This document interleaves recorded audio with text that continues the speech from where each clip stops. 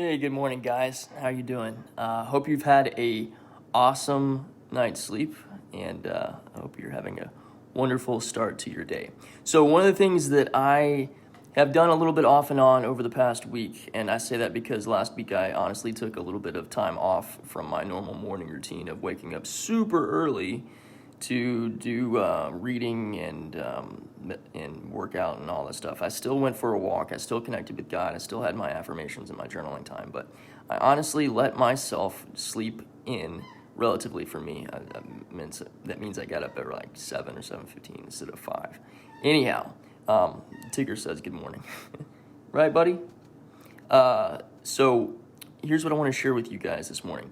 One of the things I've been doing is in my reading time is there's 3 books I'm currently working on that I read in the morning, off and on, meaning that one day I'll read one book, the next day I'll read a different book. Sometimes I read the same book 2 days in a row.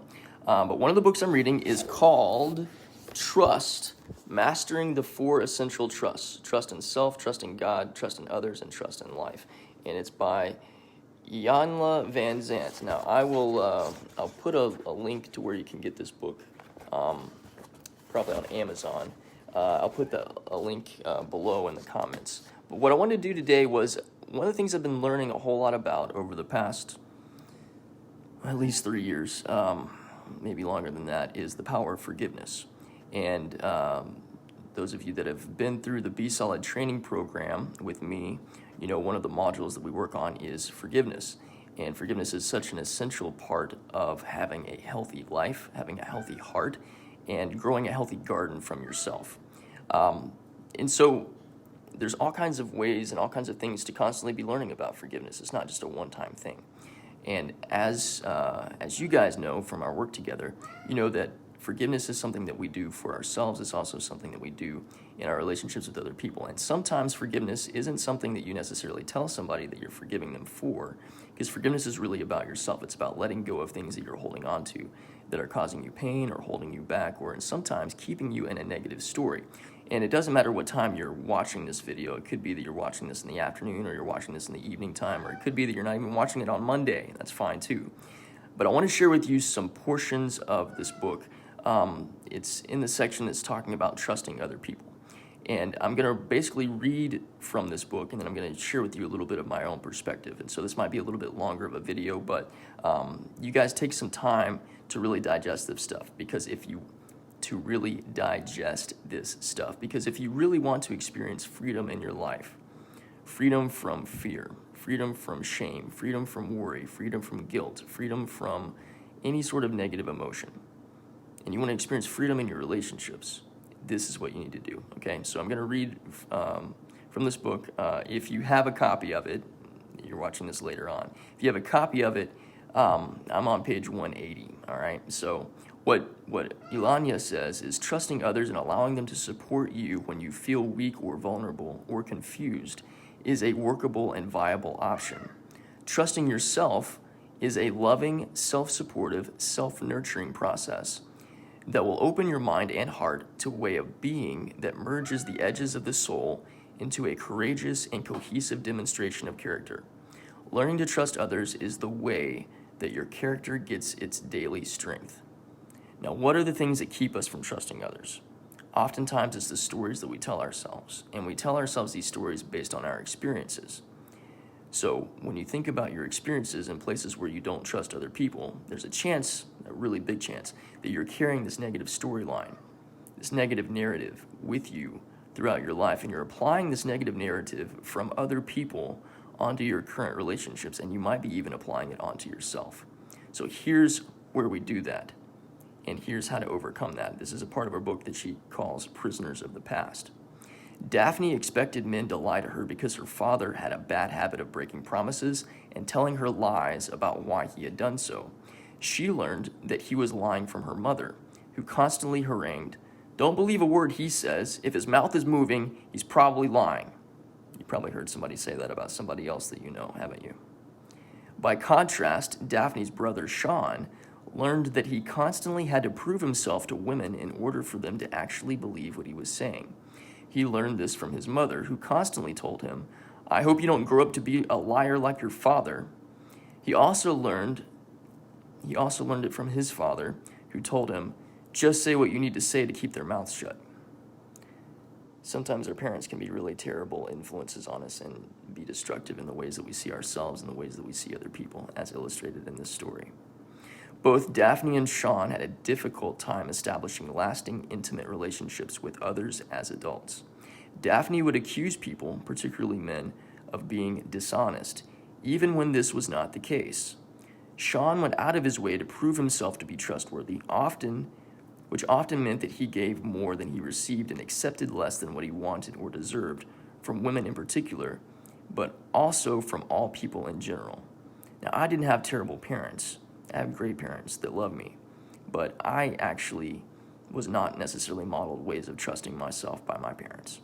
Sometimes that was being emotionally unavailable, sometimes that was being too needy, but I can relate to Sean because I've gone out of my way in my lifetime to prove myself to other people as being not only trustworthy, but also being worthy.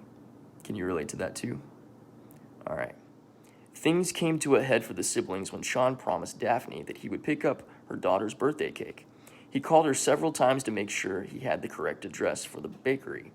The only reason Daphne had asked for her brother's help was because she could not trust that her husband would get the cake and arrive at the party on time.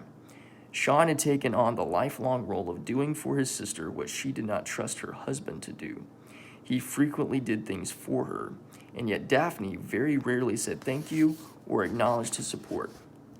Sean left work 30 minutes early on the day of the festivities to ensure he could pick up the cake and get to his sister's house on time. On the freeway, his car was struck by an 18-wheeler. Sean had to be cut out of the car and spent 3 days semi-conscious, with 2 broken legs and a severe neck injury. When Daphne received the call that her brother had been seriously injured, she thought it was his way of making an excuse for not getting the cake to her on time and hung up the telephone. 13 days later, when Sean had the strength to call his sister, she went into a state of shock. He wondered why she had not come to him and why she had not responded to the calls from the hospital. Daphne admitted that she thought it was his way of making excuses and covering up for not doing what he had promised to do. Now think about this for a second.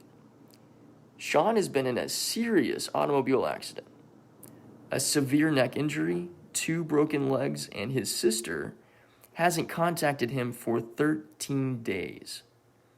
How would you feel about that? I know I would feel left, abandoned, betrayed, and wondering what the hell is going on. Sean similarly was dumbfounded. He wondered, had he ever let her down?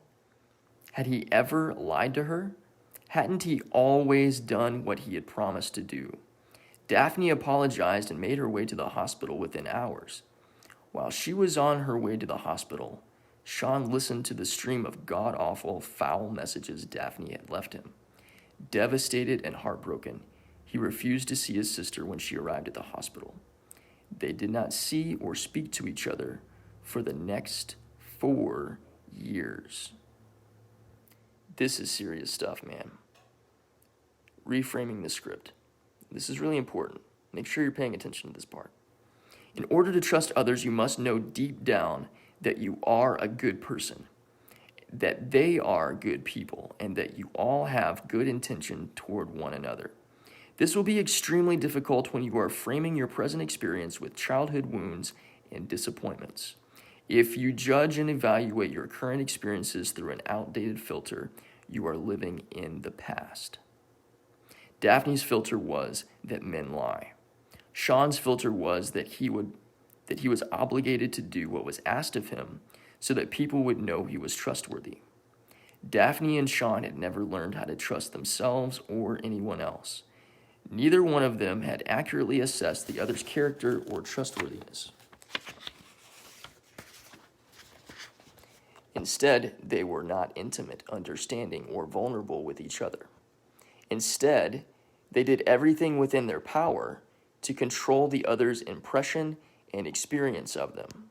Now, you and I have talked a lot about control, and we both know that control and love don't go together.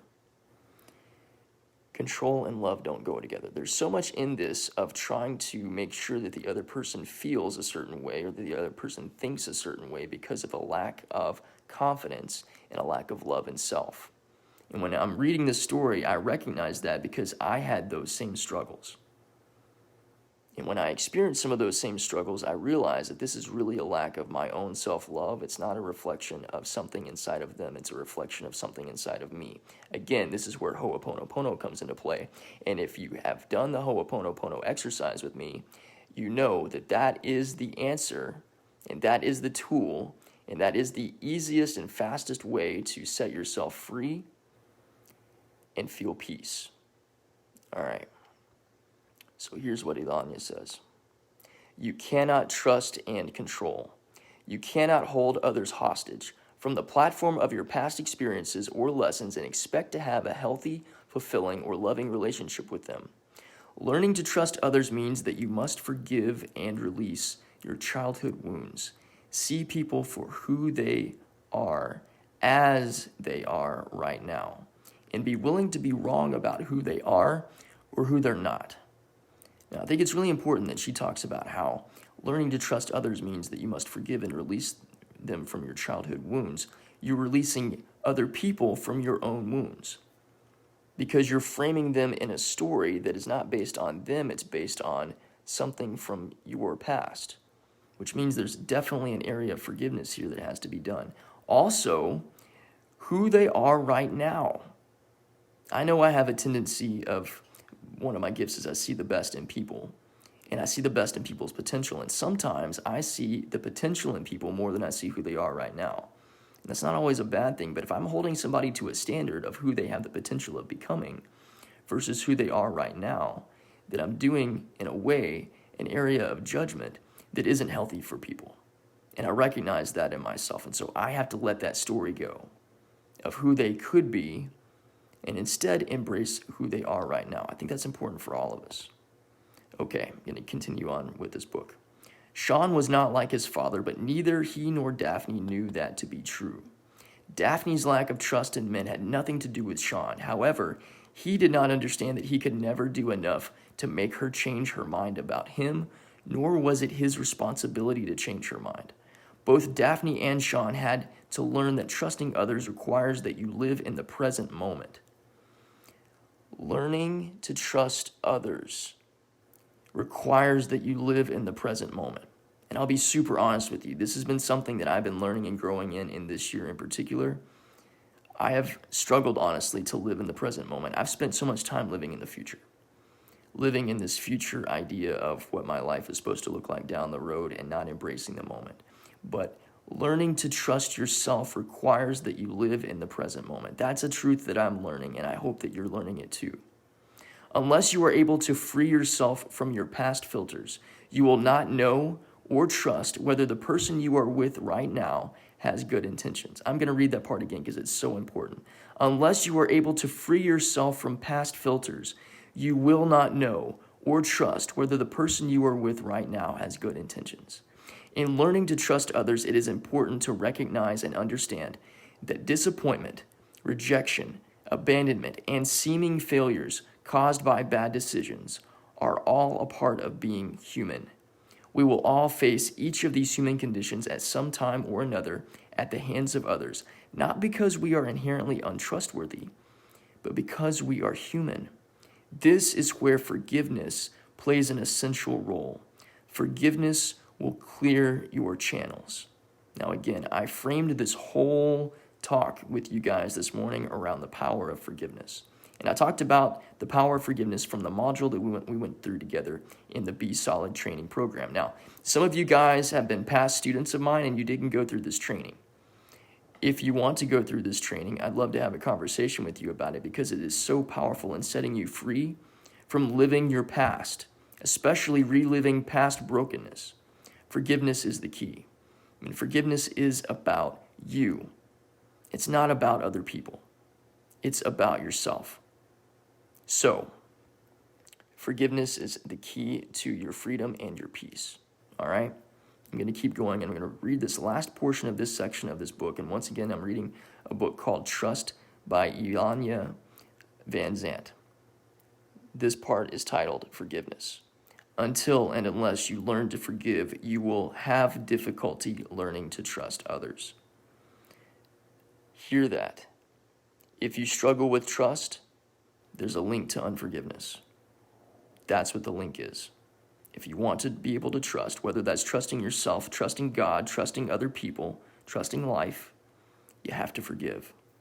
Forgiveness is your ticket into the willingness to be vulnerable and your ticket out of the pain when your vulnerability is exploited.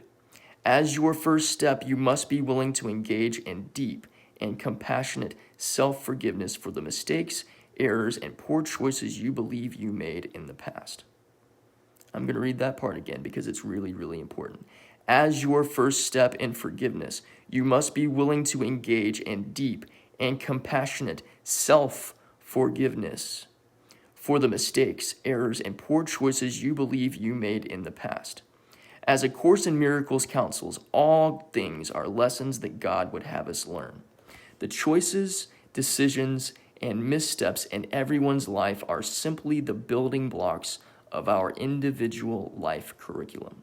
By forgiving what you think was wrong, you open your mind and heart to the learning you need. Listen to that. By forgiving what you think was wrong, by forgiving what you think was wrong, you open your mind and heart to the learning you need. Now, you guys know your mind and your heart is a garden. What you plant inside yourself is what you produce with your life. So, sometimes there are things inside your heart and your mind that you need to let go of because it's not serving you. It's not producing the fruit that you want. So, you forgive to open your mind and your heart so you can experience the learning that you need. Your next step is to forgive all others for what you believe they have done to hurt or harm you. From your overprotective parents to your first grade teacher who may have shamed you about the shape of the circles you drew, to the abusive boss who tried to make you the team scapegoat, everyone must be forgiven. Everyone. Not just the people who hurt you the worst, everyone. Which means this is an ongoing daily process. How do you practice an ongoing daily process of forgiveness? Ho'oponopono. That's in the forgiveness and the grace portion of the Be Solid training program. So if you've done the training program, go back and watch that part. Go back and do that exercise. And it's simple. I'm sorry, please forgive me, thank you, I love you. There's some more details in that, but it's as easy as that. I'm sorry, please forgive me for holding on to this. I'm sorry, please forgive me for holding on to this past experience and judging myself, judging other people, and judging this person from this negative storyline. I clean and clear all of my patterns and beliefs and thoughts and ideas and habits centered around this past experience. I free and clear it from my mind and I replace it with divine love, inspiration, grace, acceptance, unconditional love, confidence, peace, and a willingness to move forward. Thank you.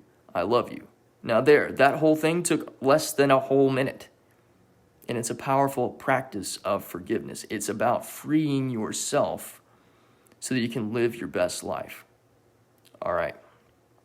One final little section. In order to trust others, you must forgive. There is no other way to free yourself and others from bondage to the judgments that you have made in the past. Without judgments, you are free to stand on the moment-to-moment experience of right now, rather than referencing everyone and everything through an outdated filter, like Daphne and Sean did from the story that she gave. When you forgive, you clear the decks, you learn the lesson, and you set yourself free. When you forgive, you open your heart and mind to a new depth of understanding about who you are and why certain people and experiences were necessary in your life. When you forgive, you see the power of the lesson that you were given. And I agree with her, and I agree with the Course in Miracles. God gives us lessons sometimes in very painful ways, because nothing else is going to get through all of these mind blocks and all of these crazy ideas we have unless we go through difficult circumstances. And in every stage of growth, there is challenge. In every stage of growth, there is difficulty. So if you're going through challenge right now and you're going through difficulty, congratulations. You're having an opportunity to learn how to grow, an opportunity to learn how to love and how to give yourself this first. So what areas of your life do you need to forgive yourself? What areas of your life do you need to forgive other people? In what ways are you not trusting other people? In what ways are you not trusting yourself? Explore this. Explore this in your own heart and in your own mind. And what does that require you to do? It requires you to be still, to listen to yourself, to have a conversation with yourself, to know yourself more. And when you know yourself more, when you know who you're not trusting or why you're not trusting yourself, when you know who you need to forgive and why you need to forgive yourself, you can take the necessary next steps to make that happen so that you can set yourself free. You deserve freedom. You deserve love. Why? Because you're worthy of it. Because love is who you are. Have a great day, my friends. Practice this stuff. Practice this stuff. Do it. I believe in you. You're worth fighting for. I'll see you soon.